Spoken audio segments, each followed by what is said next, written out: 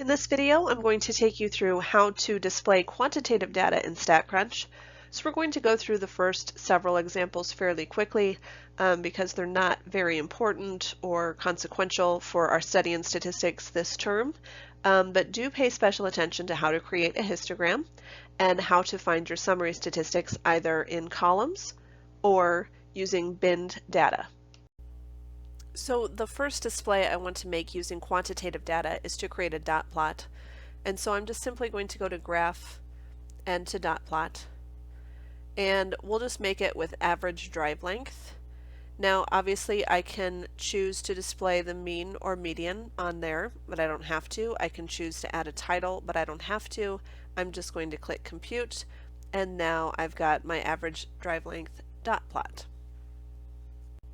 In the same way, I can choose to create a stem plot. So I'm going to go to Graph, Stem and Leaf, and still choose my average drive length.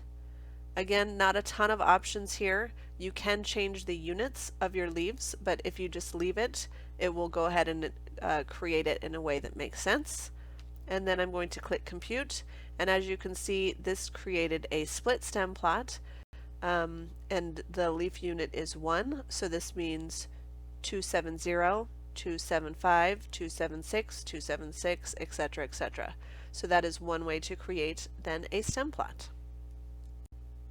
One of the two displays that you may make quite often throughout this course is a histogram, and we talked about how we wanted the bends to be equal widths, etc. Obviously using StatCrunch, it knows all of that information already. So I'm just going to go to Graph into Histogram, and I'm going to again choose my average drive length, and I'm going to scroll down to see my labeling options. So again, I can choose to display the mean and median if I want to, but I certainly don't have to. I can choose the color scheme, add a title, etc. And what I can also do is I can also change the bin width. So let's go ahead and create my histogram. And my histogram looks pretty good. I've got a lot of bins, but let's say I wanted to adjust that bin width. Here it looks like my bins are going by 5s, so if I wanted to change that to go by 10s, that is what I would do at the width, is to go by 10s instead, which would of course change the way my histogram looks. Most often you will not have to change that bin width, but just know that it is an option for you. Another display that you might choose to make quite often, and we'll make some next week as well when we're comparing data, is to create a box plot. So I'm going to go to Graph, Box Plot, and again, StatCrunch is pretty straightforward. I'm going to choose average drive length. The most important thing to remember when you are creating your box plot is to make sure you choose Use Fences to identify outliers, because in choosing that, it's going to do the math for me to create the fences, and it's not going to show me the fences, but it is going to show me if I end up having a value that turns out to be an outlier. So again, I can choose any of my other options that I want, but I'm going to click Compute, and notice what I have here is I've got my box plot, and I can just hover over it to see some of the information, the IQR 11.8, the upper limit, the Q3, median, Q1, lower limit, and then I can also see that I have 2 outliers, actually 3 outliers, a couple of them here, and then there. So I have 3 total outliers, which I've highlighted, and I can find out more information about them. Obviously those are the values that are outside of the imaginary fences. The last thing I want to show you this week in StatCrunch is how to create or how to find your descriptive or summary statistics. Remember, those descriptive or summary statistics are things like the mean, median, mode, the IQR, the range, etc. So all of those values that we've been talking about, if I don't want to have to compute them by hand, I don't have to. So I'm going to show you 2 different ways. The first is just using a column. So here I'm going to again use our drive length data. So I'm going to go to Stat, Summary Stats, and Columns, because all of my data is in columns. I'm going to choose average drive length, and notice that's shown up here to the right.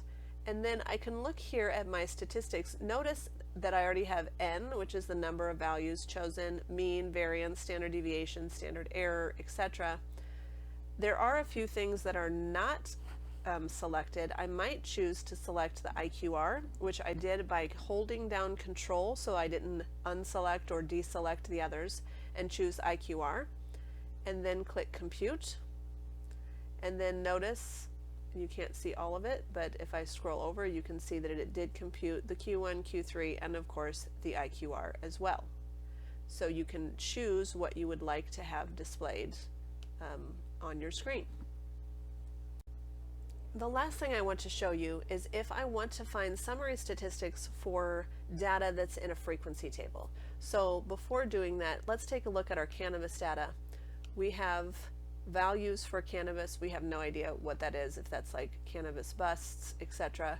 And then we have a count, which means 3 happens once, 4 happens once, 5 happens once, 6 happens once, 6 again happens twice, 6 here happens the third time, 7 once, 8 once, etc.